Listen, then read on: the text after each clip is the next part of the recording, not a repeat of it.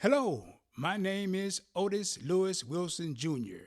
I am the host of OLWJ Captivation, the podcast featuring boundless superstars and other individuals who are capable of helping you to achieve maximum success with your mind and your money. The podcast can be found on Amazon, Apple, Pandora, Spotify, and other major podcasting platforms. When you check it out, be sure to hit that subscribe button. It's OLWJ Captivation, the podcast in which the letters in the title represent my name.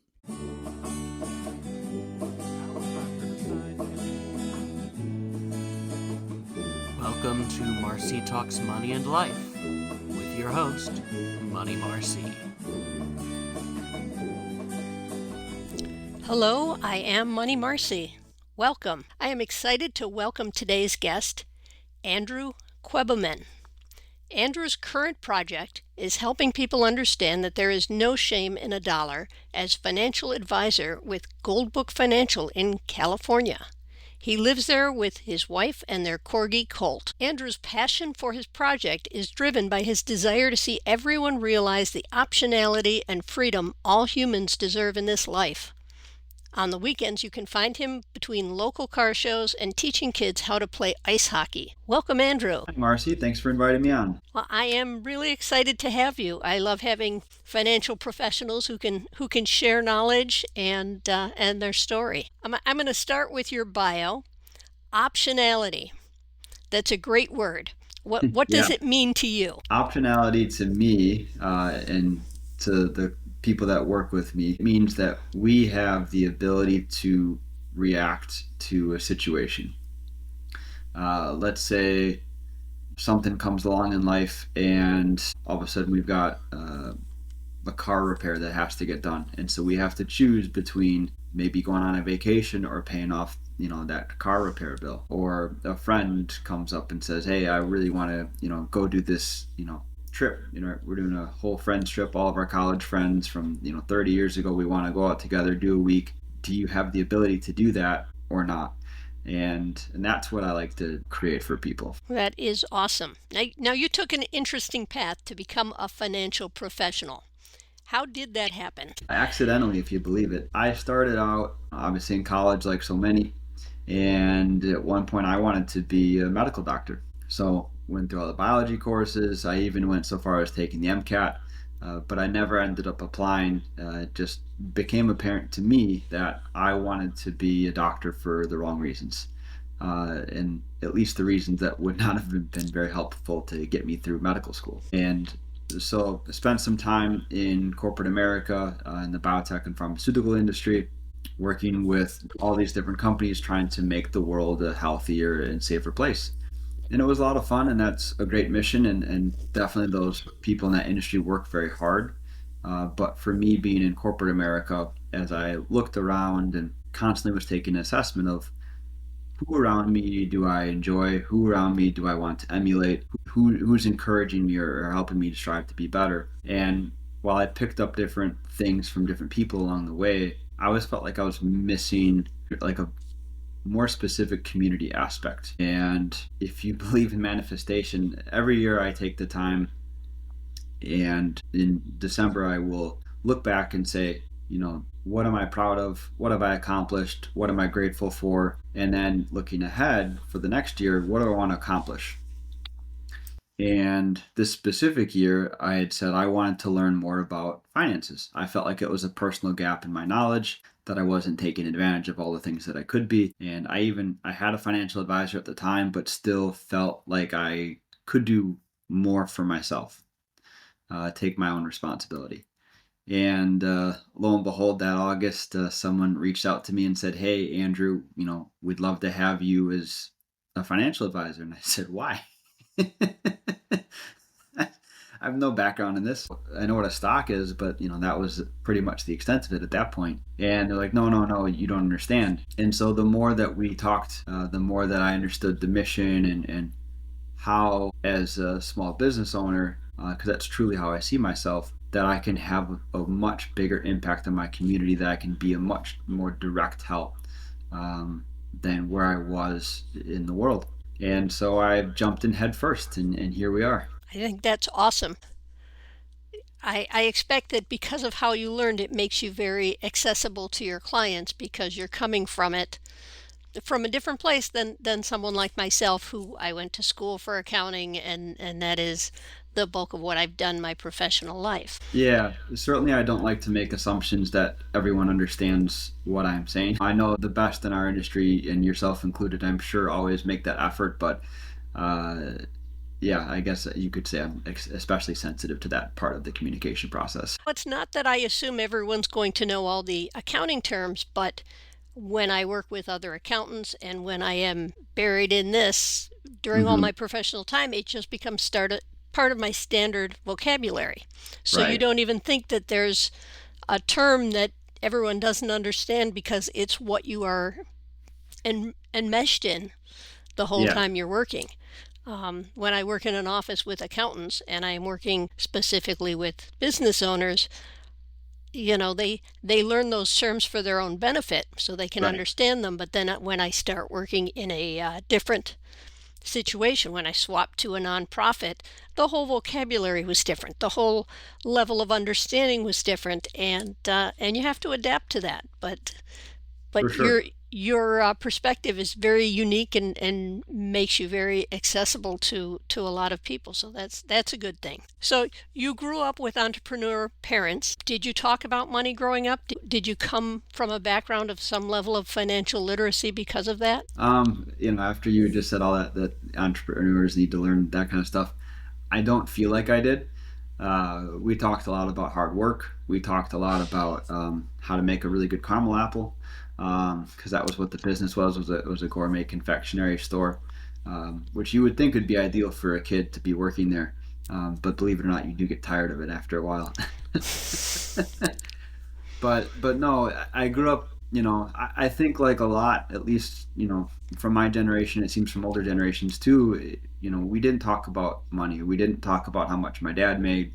We didn't talk about how much my mom made. We didn't talk about how the revenue for the business, how they handled taxes. We weren't. It was not polite to ask a neighbor how much their boat cost or their car cost, or like there was a lot. Even aunts and uncles, we still didn't ask that question. And now looking at it from this side of it, as you said, kind of going through the process that I have, I think that kind of attitude is to everyone's detriment, because the rich people, like the richest people you can think of, they talk about money all the time. It's a tool, it's a lever, it's something that they can use to do something else. I think there are a lot of benefits to working together as a community, and a lot of the things that you have available in your toolbox, that I have available in my toolbox for the people that we work with, they're available to everyone. There's not minimum net worth requirements to most of what I do. There are for sure for a couple, but most no.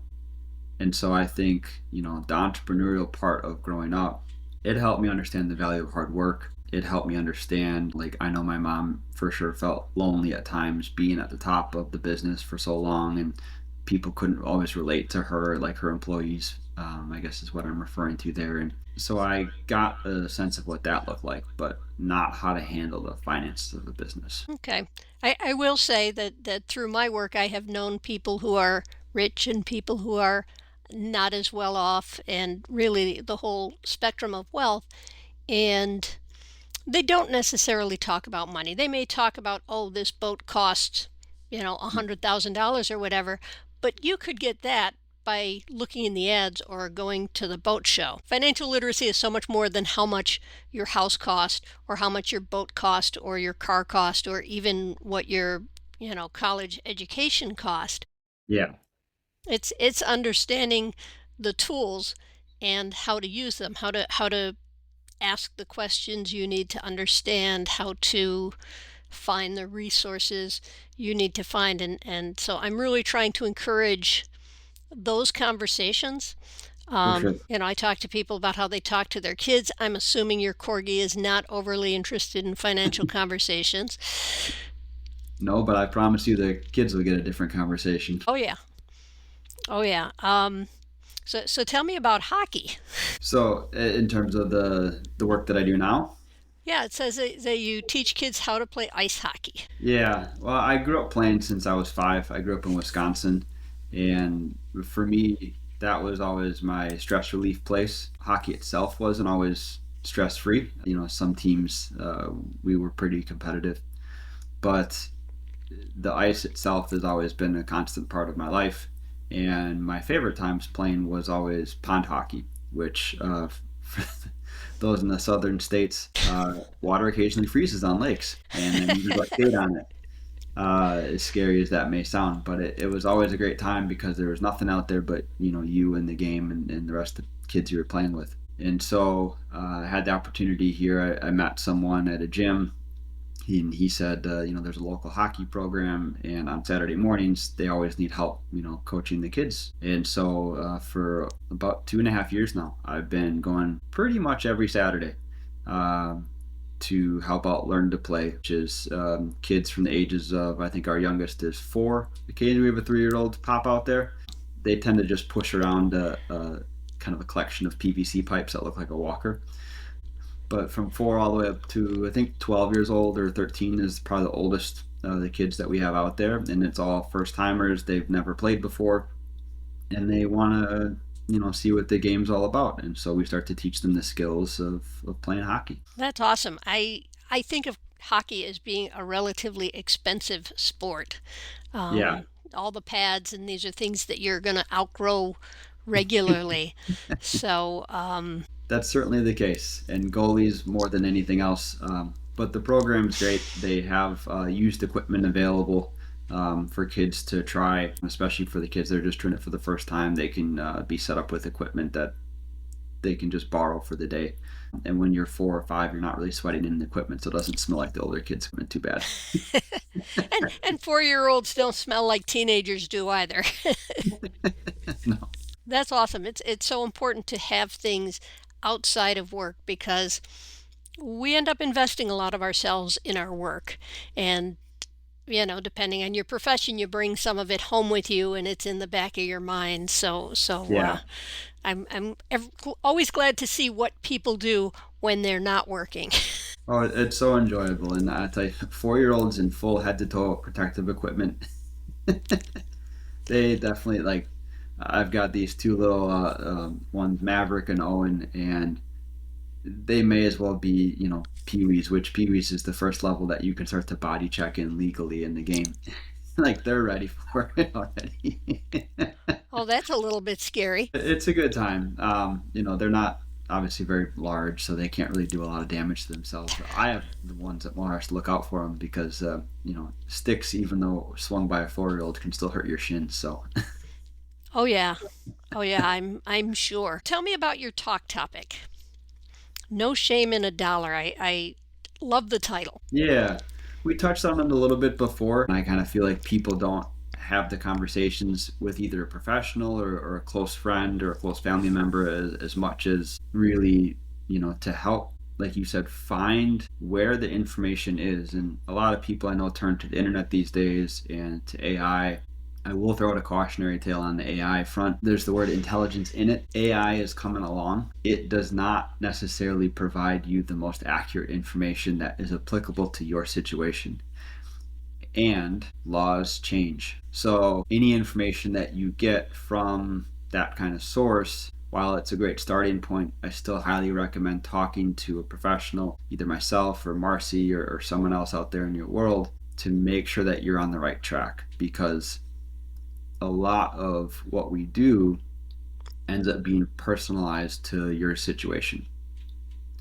And I guess just that's what I see when I have initial conversations with people.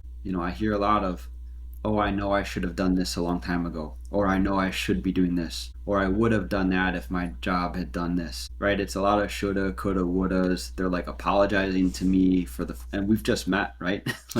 They're apologizing to me for something that we're talking about, how to help you, how to help push and leverage yourself. And that's okay, but I'm not here to pass judgment. Marci, I'm sure you're the same. We're not here to pass judgment. We're here to help you get where you want to go. And so, money is just a tool. It unlocks things, right? It can provide experiences that are emotional, that are happy, that are sad. But money in itself, it's made up, right? As a humankind, we made up the concept of money. So it doesn't really deserve, I don't think, any more emotion than seeing it as a tool to do something with it. Well, we had to invent money because the barter system was getting way too far. I've Oh, got for a sure. block of cheese and I want the pair of shoes that you have, but you have no interest in cheese, so I have to get a whole chain of things going on to change the cheese into a drinking cup, to change it into a car tire, to change it into, whatever, before I can get the shoes I want. Money makes it much easier. Oh, for sure. It's definitely the grease for the cogs. Absolutely. Let's pause for a quick break. What do you think gets in the way for people? What is the biggest stumbling block from them taking the control of their financial house and building their team and what they need to do to move forward with their money? I think a lot of it has to do around trust. And when I say trust, I mean when you, like, I know people use cash less and less these days, but when you hold cash or you have money in your savings account, it doesn't get smaller, right? We don't watch it go down. You might watch it go down because you spend it, but you don't watch it go down. If you didn't spend any money between yesterday and today and you had $1,000 in it, there's still going to be $1,000 in that savings account tomorrow, no matter what. Well, not almost no matter what, but for the most part. When you invest money or you hand over the control to another financial institution for life insurance or for investing in the stock market or buying a bond or something like that, whatever it is, you are in theory giving up control. And on a given day, like, your money can go down, right? The stock market goes up, it also goes down. And so I think then it's just a lack of understanding or perspective. And that's what I try to do with people when I talk with them, is we bring back the perspective. If you need the money in 6 months, well, yeah, we probably shouldn't do a lot with it. If we don't think we're going to need it for 20 years, then a given day, it doesn't matter as much as our total year perspective. And there are 3 things that all dollars end up getting spent towards, right? It's your lifestyle, it's taxes, and inflation. That's it. And the one that everyone always forgets about is inflation. Everyone says, oh, it's a bummer that eggs cost more, it's a bummer that beef is costing more, gasoline's costing more. That's all true. It's also making your savings account money worth less, or the money in your mattress worth less. And so if we're not even trying to keep up with inflation, well, we're getting way behind the situation. And we still have taxes and we still have lifestyle to go for. And we're not accounting for our third pillar there. So I think that's where most of it comes from. It's just having that perspective and the understanding of how the tools all work together and how they come together for a more comprehensive plan. That makes sense, and that really ties back to the AI can give general information, and sometimes that general information is correct in general, but it's never going to be correct for the individual because, like as far as taxes and whatever else, your state matters. So I can give general that matters for people in Michigan, but someone lives in Wisconsin and all of a sudden it's different, or someone lives in Texas, or someone lives in New York, or wherever someone lives, they want someone who knows them. They want a financial professional who's not just a generic, can help them make those decisions. Well, I want this much money in 6 months and this much in 5 years, and this is my 10-year, my 20-year, my whatever else. So you can have those conversations and help them understand how to beat that inflation. Because you're right, yeah, that $1,000 still looks like $1,000, and it's earned some interest. So now it's $1,010, but its buying power because of inflation gets you less. Right. And it's so important to understand your individual situation. I mean, like, I lived in Philadelphia for a little while. I didn't realize I had Philadelphia city tax that was supposed to come out. That was new to me. I lived in Wisconsin and lived in Illinois. I didn't realize that I was going to have a city tax on my income in addition to everything else. Was that a W-2 or not a W-2? That was a W-2. So they should have been withholding that. They should have. They weren't. The state of Philadelphia, the city in that case, doesn't care where it's coming from. They're going to hold you accountable. At the end of the day, you're held accountable and not the company. Right. So it's just little things like that. And it's just something to be aware of when, you're working with individuals, you're working with AI, and these plans. And I think this may be another component of this. You don't have to have all the answers today. You can say you want to retire at 65, but change it to 63 later. You can say that you want to buy a house in 5 years. Maybe you want to buy it in 3. That's okay. Like, it's okay for this plan to change. But if you don't have any plan for anything, you're going to end up hitting nothing. That is true. We get so locked in on plans. We say, okay, this is what I'm going to do, and it's structured. And I've seen people not change their mind when they decided, you know what? Well, what would have happened if if you hadn't decided, wow, medical school and being a doctor isn't right for me? Yeah. Yeah. All of a sudden, I didn't need money to set aside for medical school. That's a big change in my financial future. Right. And in your other opportunities, because now you've got money, you've got time because you're not studying for a degree you don't want. People have a lot of trouble recognizing the difference between throwing good money after bad or finishing something they start. Right. And you don't have to finish something you start if you realize it's not the right thing for you. Yeah. And so maybe a better way to think about all this is set the framework, set the foundation, right? We can do a lot of different things. We can pivot in a lot of different ways. But again, it goes back to having the options and the flexibility that I talked about when we started. Create the ability for you to pivot, right? Create yourself the situation where you're not locked in to this is the way it has to be because I have no other options, right? If we only have a savings account and a retirement account, that's fine for some people. But if you need money in 10 years and we're locked up in a retirement account until you're 59 and a half, and then all we have is savings aside, we're missing everything in the middle. So having that understanding, I think also is just that perspective. It's a good way of putting it. Now, as a financial professional, which of the investing licenses do you work with? So which do I possess? Which do you possess? And I assume you work with other people as well? Yes. Yeah. So there are a lot of different alphabet soup type certifications that people have in our world. CPA, everyone's familiar with, certified public accountant, right? We work very closely with those people. And then, different lawyers, estate attorneys, sometimes they'll have extra acronyms after their names to designate some extra studies that they've done in the financial world as well. But maybe the less known ones, so I think the most common of the financial world that maybe people would recognize is CFP, which stands for Certified Financial Planner. And to me, that signifies someone that has spent a lot of time. They've essentially gotten a master's degree in finance, is basically what that is. Very comprehensive, everything from taxes to estate planning to retirement to individual investments like stocks and things like that. They have put in a lot of time to get that designation. And you need to be a financial professional in the industry for 3 years before you can attach that designation to your name publicly.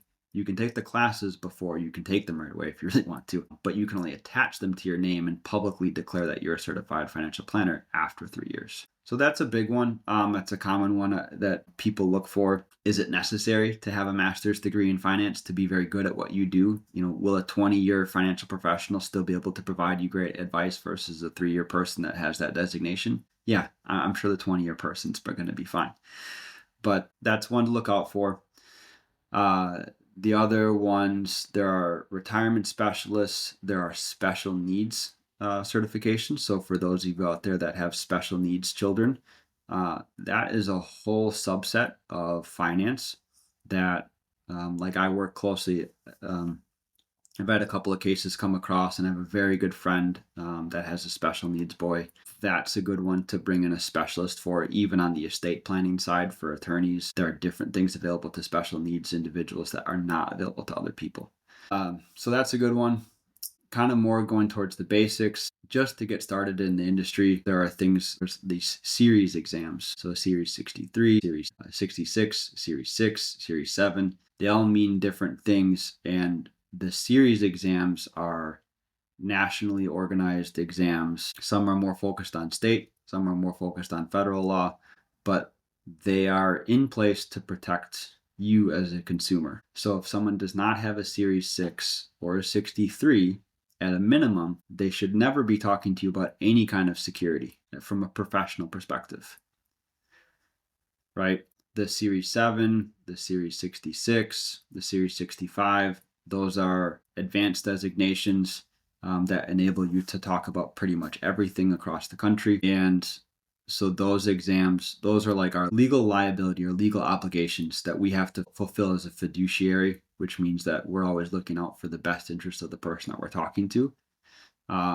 That's why you'll see like a proper financial professional. So someone that has these different series designations, they will not publicly online, on Instagram or TikTok or anything, they will not say specific advice about a specific situation unless they have really clear documentation and disclaimers kind of below in the caption somewhere. Like you should see something. If you see someone online that is just spouting all kinds of material about this stock pick or that stock pick or this investment, if they don't have any disclaimers and they don't have any licenses, that means that, like, if I were to say on this program that you should invest in a specific stock because I think it's great for you, and then you invested in that stock and it lost money because of my licenses, you could come back and sue me. That's a very real consequence to what I say publicly. If you don't have those designations and you happen to lose money, there's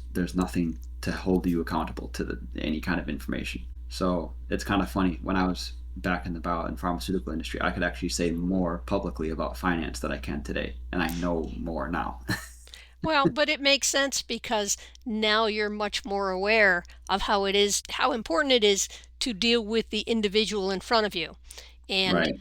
when we're here talking in social media, we're not talking to an individual. Even if I were one of your clients or you were one of Mm-hmm. mine and we were to give each other specific financial advice, that we would say, Mm-hmm. okay, this is only information I'm giving to Andrew. We're just allowing you to listen in, and vice versa. It still would come across the wrong way to too many people out there. We've both, I'm sure, seen people in social media giving advice and you're like, yeah, that's not a professional.